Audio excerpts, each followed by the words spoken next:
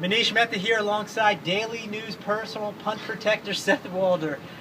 Thursday's practice in the books, real live hitting, Seth, real tackle football in short yardage and goal line situations. Who stood out for you in these scenarios? To me, Chris Ivory stood out. He had a good day in the short yardage part of the practice. You know, he's obviously a power runner. He's going to have success in these sort of situations. When we got to the goal line, it was the defense, though. They stood out. So the offense had 4 chances from inside the 2 to try and score. They were able to do so twice in that. After the first team, however, the defense swept 6 straight stops. Yeah, it's always a fun day when you get to that goal line situation in training camp. Something to keep in mind, Chris Johnson did not participate in team drills. His regularly scheduled 3rd day off just to keep him fresh. Bilal Powell dealing with a hamstring issue. He also did not practice. Now, Seth, let's get to the quarterback situation. Every day we talk about the snap distribution. It's been pretty tilted toward one guy. How did Geno Smith and Mike Vick do today? Well, today, Geno Smith actually got all of the first team reps. That's for the first time. He had all 16 of them. So that was pretty interesting to see that change. But Michael Vick actually had the play of the day. Rex Ryan brought the house on a blitz. Vick was able to dump it off to Zach Sudfeld, who ran for what would have been an 80-yard score. Right. Let's get to some injury updates.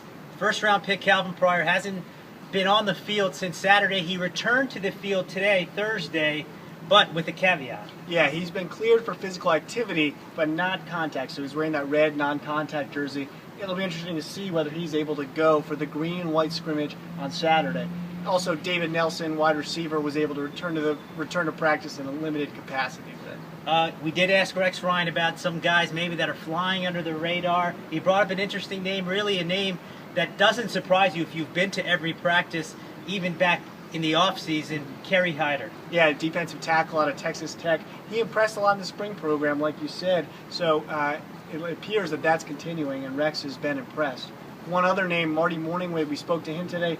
He said Stephen Hill has been, quote, outstanding. Well, outstanding? Outstanding. It's Stephen Hill, right? Yeah, we're talking about Okay. the same Stephen Hill. Just want to clarify. The thing is that you have to take, in all situations, talking about Stephen Hill in this sort of positive light. We heard the same thing last year, and it didn't translate. So it'll be interesting to see, is this real this time? Yeah, and history has shown, at least recent history, that receivers make a jump from year 2 to 3. He's had some opportunities. Let's see if he can actually deliver. I think the way he plays in preseason games will go a long way in determining whether he's going to start, maybe. Let's see if he makes the team. I don't think there's a guarantee right there. I don't think so either. We'll be back again tomorrow with more action from Jets training camp. You can follow all our coverage at nydailynews.com. Make sure you follow Manish at mmeta_nydn and myself at Seth Walder NYDN.